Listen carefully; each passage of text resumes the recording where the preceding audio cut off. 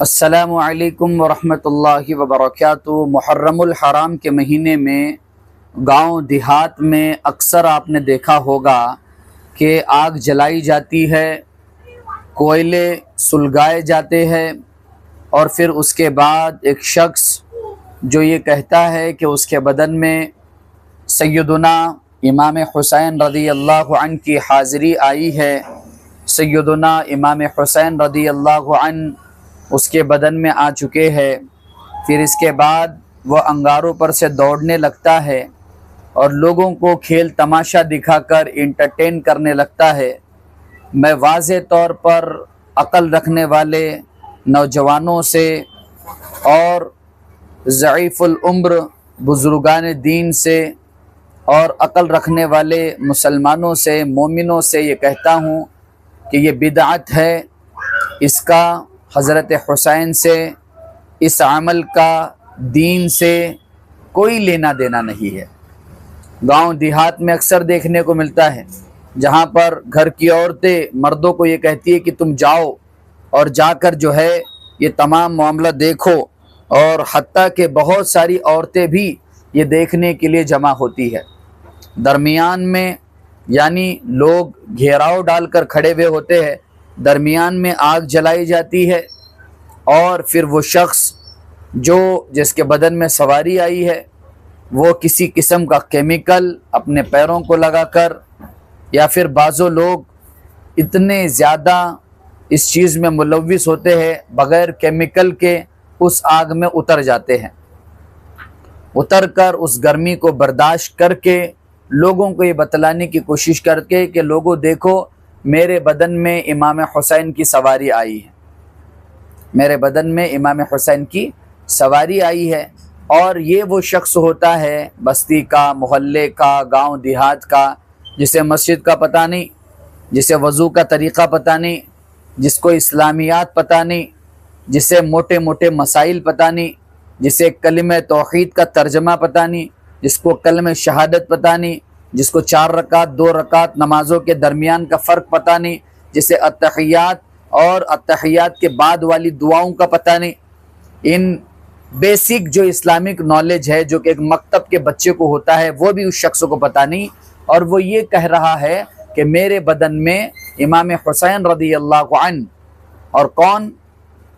ابن رسول صلی اللہ علیہ وسلم، جبکہ نبی کریم نے یہ کہا کہ حسین مجھ سے ہے، میں حسین سے ہوں، اور نبی کریم نے یہ کہا کہ حسین اور حسن جنتی نوجوانوں کے سردار ہے۔ اللہ کے بندو شرم کرو، اللہ کے بندو جھوٹ سے باز آ جاؤ، یہ تم افطرا بازی کر رہے ہو، جھوٹ مڑ رہے ہو، گھڑ رہے ہو ایک ایسے صحابی کی طرف، اہل بیت کی طرف، جن کا اس عمل سے کوئی لینا دینا نہیں۔ محرم میں کرتے ہو یہ سب کچھ، اور یہ کہتے ہو کہ میرے بدن میں ان کی حاضری آئی ہے۔ اللہ کے بندو شرم نہیں آتی جھوٹ بولتے ہوئے؟ جبکہ آپ عام جھوٹ بھی بولتے ہو تو اس پر بھی گناہ لکھا جاتا ہے، یہ جھوٹ تو آپ اہل بیت کی طرف گھڑ مڑ رہے ہو، تو سوچو یہ کتنا بڑا اور کتنا زبردست گناہ عظیم آپ کرنے جا رہے ہو۔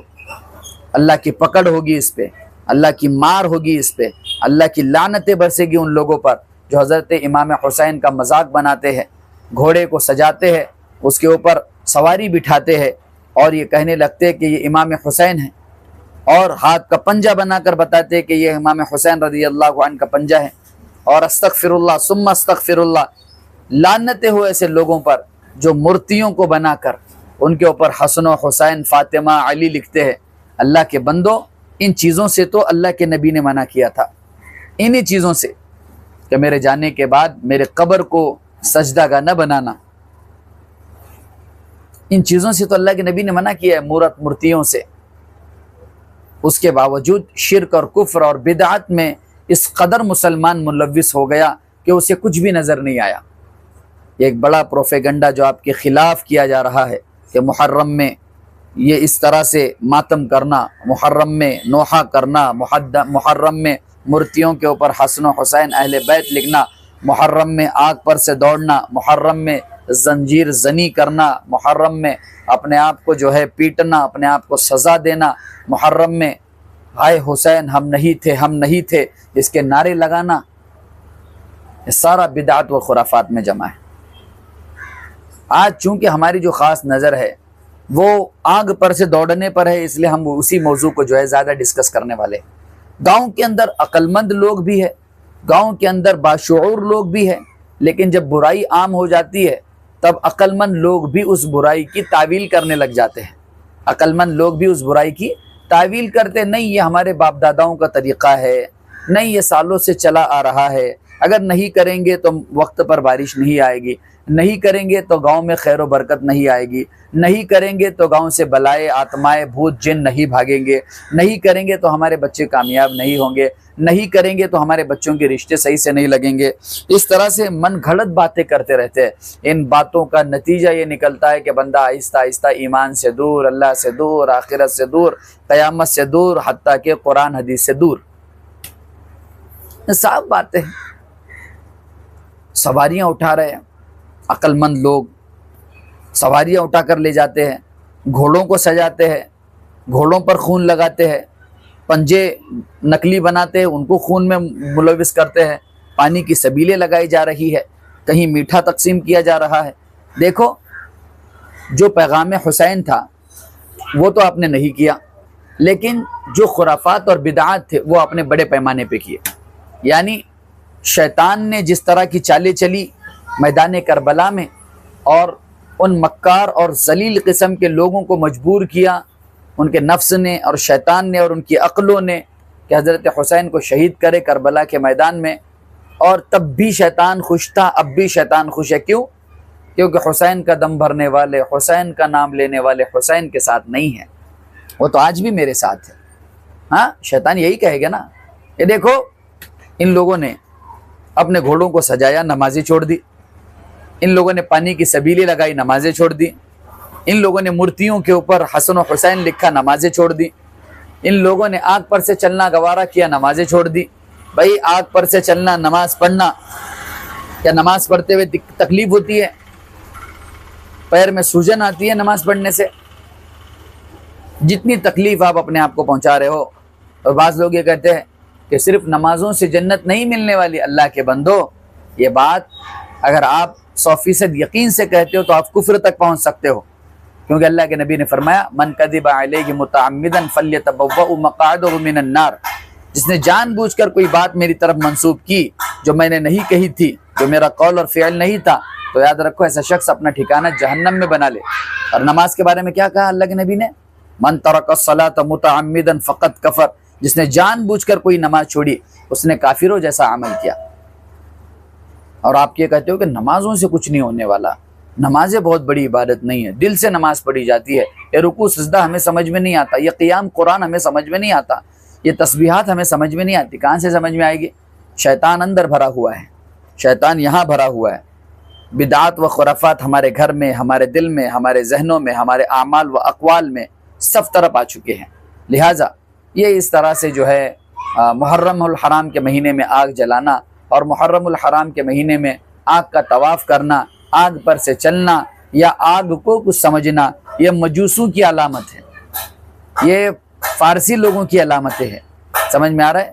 اللہ کے نبی نے فرمایا من تشبہ بقوم فہو منہم، جو جس قوم کی متشابہت اختیار کرتا ہے وہ اسی قوم سے اٹھایا جائے گا، وہ اسی قوم سے مانا جائے گا۔ لہٰذا اللہ کے بندو عقل رکھو، عقل رکھو، اور اس کام میں جو ہے اپنے آپ کو شامل نہ کرو۔ اب کرنا کیا ہے وہ بھی میں بتاتا ہوں۔ جب آپ کے علاقے میں، آپ کے محلے میں جب اس طرح سے آگ زنی ہو اور وہاں پر آگ پر سے دوڑ رہا ہو تو کبھی بھی خود جا کر وہاں پر کھڑے نہیں رہنا ہے، خود جا کر وہاں کھڑے رہنا نہیں، اس کو سپورٹ نہیں کرنا، اسے انٹرنیٹ پر ڈالنے کی ضرورت نہیں ہے، یہ ان مورتیوں پر حسن و حسین لکھ کر ان کی جو ہے پوجا کرتے نہیں بیٹھنا ہے۔ ہم مورتی پوجا والے لوگ نہیں ہے، یہ بات بھی جان لو، ہم مورتی پوجا والے لوگ نہیں ہے۔ ہم آگ کی عبادت نہیں کرتے، ہم سورج کی عبادت نہیں کرتے، ہم سمندر، زمین، آسمان کی عبادت نہیں کرتے، ہم کسی نبی کی عبادت نہیں کرتے، ہم کسی صحابی کی عبادت نہیں کرتے، ہم کسی آدمی کی، کسی شخص کی، چاہے وہ کتنا ہی نیک ہو، ہم کسی کی عبادت نہیں کرتے۔ لا الہ الا اللہ محمد الرسول اللہ، اشہد ان لا الہ الا اللہ واشہد ان محمدا عبدہ ورسولہ۔ ہم گواہی دیتے ہیں کہ اللہ کے علاوہ اس پلانٹ ارتھ پر اور باقی تمام پلانٹ جو ہے ان کا مالک اللہ ہے، اللہ کے علاوہ کوئی نہیں ہے، کوئی معبود نہیں ہے، اور محمد الرسول اللہ